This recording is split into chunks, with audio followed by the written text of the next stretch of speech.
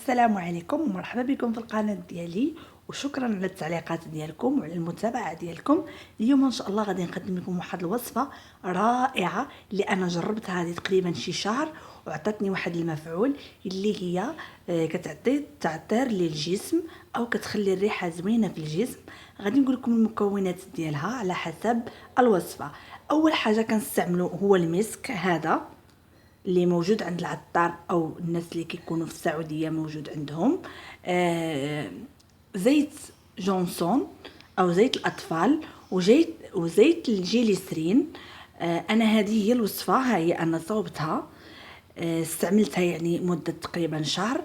كنستعملوا هذه الوصفه من بعد الحمام، كتخلي واحد الريحه رائعه في الجسم. غادي نستعملوا مقدار ديال قنينه ديال زيت جونسون او زيت الاطفال. اللي عنده الزيت الاخضر ديال جونسون يكون احسن. مع المسك ممكن تعملوا اي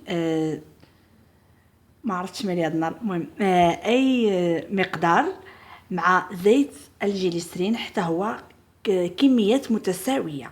هاد الريحه هذه بالنسبه اللي بغى يزيد التعطير كتكون عند مالين الروائح، يعني اي ريحه مستخلصه كتبغيوها نتوما.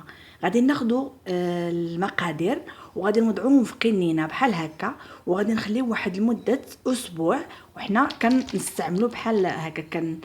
كنرجوها مزيان، من بعد كنبداو نستعملوها ملي كنخرجوا من الحمام او من الشاور ديالنا، كيكون الجسم ديالنا باقي شويه مبلل. من بعد كندهنوا به وكنلبسوا حوايجنا، يعني كتبقى الريحه في الجسم لمده اسبوع، وهي واحد الريحه زوينه في الجسم ديالك. وهاد الوصفه خاصه بالنسبه للعرائس او بالنسبه للنساء المتزوجات او حتى البنات اللي باغيين تبقى ريحتهم زوينه من موراء الحمام. هاد الوصفه يعني رائعه وسهله وماشي جد مكلفه.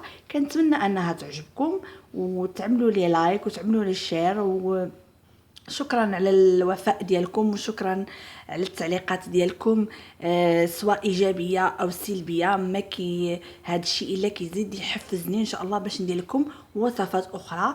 كنتمنى ان الفيديو ديال اليوم تجربوه وينال الاعجاب ديالكم. ما تنسونيش باللي لايك او لي ديسلايك الا ما عجبكمش الفيديو طبعا. وكنتمنى لكم نهار جميل وبدايه اسبوع موفقه.